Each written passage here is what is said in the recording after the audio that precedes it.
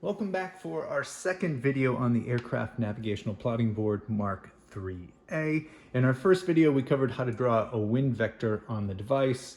And in this video, we'll cover making a plotting sheet, plotting positions, and then finding the distance and course between those positions.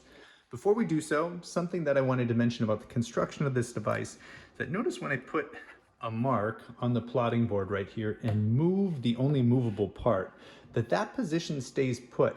And that's because this movable piece is behind a piece of plastic. So this plastic really is a drawing surface for us, and all the tools that we need for drawing lines or angles are behind the device. And so that's a little bit different than an E6B, where we would make a mark for the wind, and then as we move the bezel, that mark moves around. Here, that's not the case on the plotting board. If we look at the construction on the back, I just wanted to mention that there are two sides to the movable disc with two different scales, one for lower speeds, one for higher speeds. And if we want to change those, we just lift off this snap, and then we can lift the wheel right off. You can tell that we have a compass rose on that piece of plastic. We have the two sides of the speed disc here, and it just goes back on the side that you want, and you snap it into place, and then it's ready to use. If I turn this back around, should also mention too that of course we have the Mark 8 flight computer down in the corner. Okay, so what we're gonna do is we're gonna make a plotting sheet that covers 42 degrees to 44 degrees north, and for a longitude 71 degrees to 66 degrees west. So we'll start with latitude, which is easy. We just use this center line here on the device to represent the mid-latitude there, which is going to be 43 degrees. And 60 minutes above that will be our next degree of latitude. That'll be 44 degrees north. And we can do the same thing in the opposite direction, come down 60 minutes as represented by these circles here, and this will be 42 degrees north, right down by the Mark 8. Okay, so those were our latitudes. We've got these lines of latitude going across here. And now what we have to do is put in our lines of longitude. Now, as we move away from the equator, our meridians start to get closer together. And so what we have to do is we have to scale those meridians for our latitude. So the way we do that is we set up the mid-latitude here, 43 degrees under our true index. So I'm going to rotate this until this true index until it's on 43 degrees, which is right here. So that is set up on 43. I'm just going to lift that for 1 second so everybody can see the same thing right there. The true index is pointing at 43.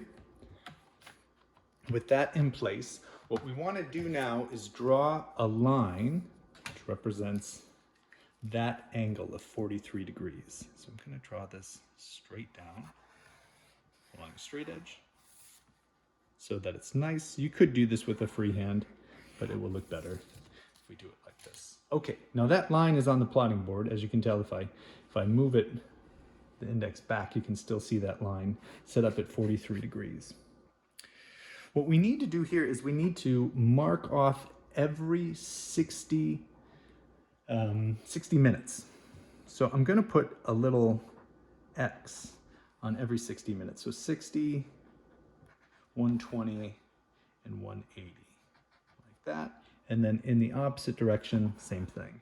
60, 120, and 180. Okay. And then I'll rotate my true index back to 0. And what I want to do here, making my plotting sheet, is bring these X's also up to the line here. We'll just make it a little bit easier to figure out our distances. And you'll see why in just a second. Now, what you can tell about our lines of longitude, our meridians here, is that they're shorter than 60 minutes, which is exactly what we said. As you move away from the equator, these meridians move in closer. So you can tell sort of the scaling that we have here.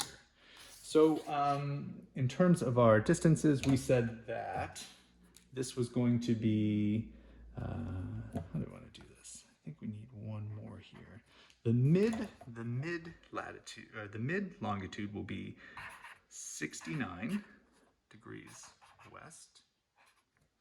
And then this will be 70, so this will be 71. Oh, I went the wrong way. Apologies. This will be 67 degrees west. That will be 66. And I think that's all we really need. So 66, and then if we wanted to keep going, this would be 65 degrees west. And then going the opposite direction, if I bring down these lines, have a line right there, line of longitude right here, and another line of longitude right there. So here we would have 71 degrees west. Okay, and this would be 72 and 73. We could keep going out, but if we look at our points that we have to plot, that should be more than sufficient for what we need to cover here. All right, so I'm just going to leave this right here. We'll start off by plotting position A. Position A, we'll start with the longitude, is at 70 degrees, 49 minutes west. So here's 70 degrees, here's 71, and what we want to do is go backwards from 71, 11 minutes. So what we do is we move on up to the top here, and we see that the X was on this arc for 120. So we're thinking, if we're doing the math, 120 minus 11 brings us into 109 right here. And that is the line of longitude that we're on. And then we just have to bring that down until it matches our latitude, 4305. Well, this is 43 here in the middle. Each line is 10. And so we're halfway between the midline and that top line. So this ends up being point A. Put that in big letters. So that's our point A. We do the same thing here for point B. So point B is the longitude, 66 degrees 5 minutes west. So 66 is right here. And again, we come on down and we see what number was representing that before, and it's a speed arc that is here on the number 180. So in order to find 5 minutes past that, we have to come to 175, which is right here, halfway between those two. And then we bring this line up to our desired latitude, which is 43 degrees 50 minutes. So this was 44. Here's the line for 50. And we just make a mark right there. So this is position B. Okay, so we've made our plotting sheet. We've plotted two positions, A and B, and now what we have to do is we have to find the following. We want to find the course from A to B. Well, we do that by turning the wheel until we have a line that goes from position A to position B. So I'm just looking at this line here. It's pretty straight. That looks pretty good to me. That one's a little lower. Yeah, that looks like it's parallel. It's almost like you took, parallel rulers here and used them to find the angle between those 2 points. But we can read the answer right here on the true index, which looks like 70. So this is 80, 89, 78. So the true course here, is 78 degrees true. And to find our distance, what we need to do is we need to make some marks here. So now we're sort of following the lines the other way. We're coming straight down from here. This is a line that comes in at about 130, looks like 138 to me. So we'll add that distance, which is from here to here, plus this distance, which if we take this distance and we go back, it looks like it's, about 70, maybe 76? 76. And so then when we add those up, we end up with 4, 1, and 2. 214 nautical miles. I'll put that in bold here. So our distance there, 214 nautical miles from A to B.